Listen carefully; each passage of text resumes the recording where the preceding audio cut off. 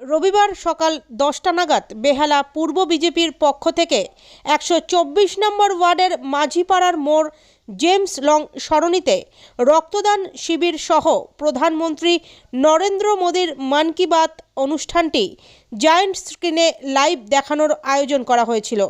উক্ত রক্তদান শিবির এবং মন কি বাত অনুষ্ঠানে উপস্থিত ছিলেন বিজেপির রাজ্য সভাপতি সুকান্ত মজুমদার সহ একাধিক বিজেপি নেতৃত্ববৃন্দ। ইন্ডি জোটের পিন্ডি চটকে গেল। এর আগে মমতা বন্দ্যোপাধ্যায় চটকে ছিলেন, আর এবার নীতিশ কুমার চটকালেন। সবাই বুঝতে পারছে নৌকায় থেকে কোনো লাভ নেই। ফুটোর নৌকায় কে থাকবে বলুন? সবাই জাম দিচ্ছে এখন। নৌকাতে ফুটো হয়ে গেছে, জল ঢুকছে ভুল করে। রাহুল গান্ধীও সেটা বুঝতে পারছে, পশ্চিমবঙ্গ ছেড়ে পালিয়ে গেলেন।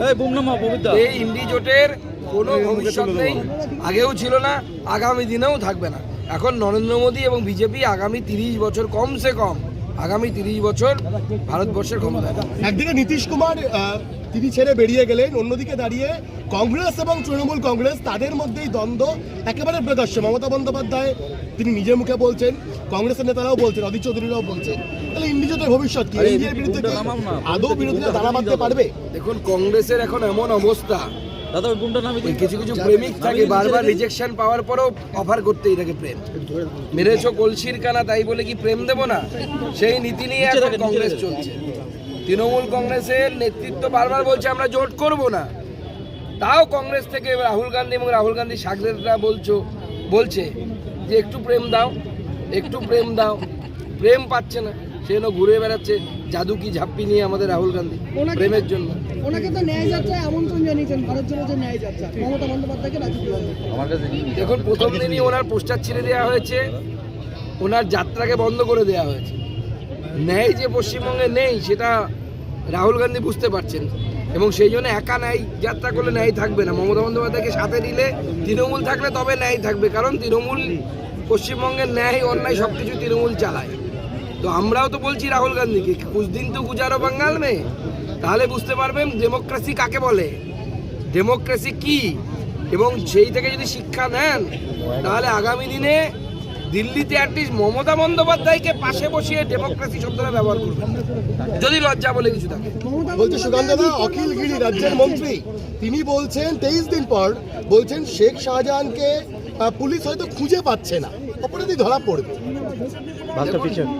আমার তো মনে হয় যেহেতু উনি আগে সন্ধান দিয়েছিলেন যে অন্য রাজ্যে নাকি শেখ শাহজাহান চলে গেছে, তো স্বাভাবিকভাবে তাকে ডেকে নিয়ে এসে জিজ্ঞেস করা উচিত পুলিশের, কোন রাজ্যে গেছে, কোথায় গেছে, ডাক্তার দেখাতে কোন কি অসুখ হয়েছে শেখ শাহজাহানের, তো তার তো তদন্ত হওয়া উচিত। সেই জন্য তো প্রথম কাজ হচ্ছে পুলিশের উচিত ছিল, নাজার থানার উচিত ছিল কান ধরে অখিলগিরিকে থানায় নিয়ে আসা।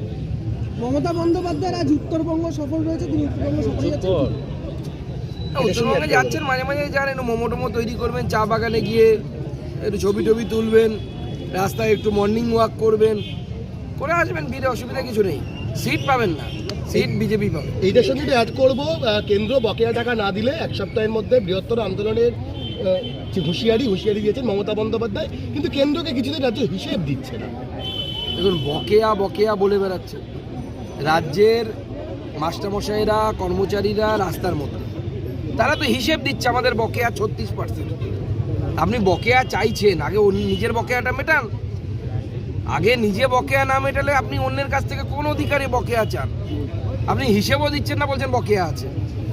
অথচ যারা হিসেব দিচ্ছে, রাজ্য সরকারি কর্মচারী, শিক্ষক, অশিক্ষক কর্মচারী 36%-এর হিসেব দিচ্ছে, সেটা মেটান আগে, তারপর বকেয়ার কথা বলবেন।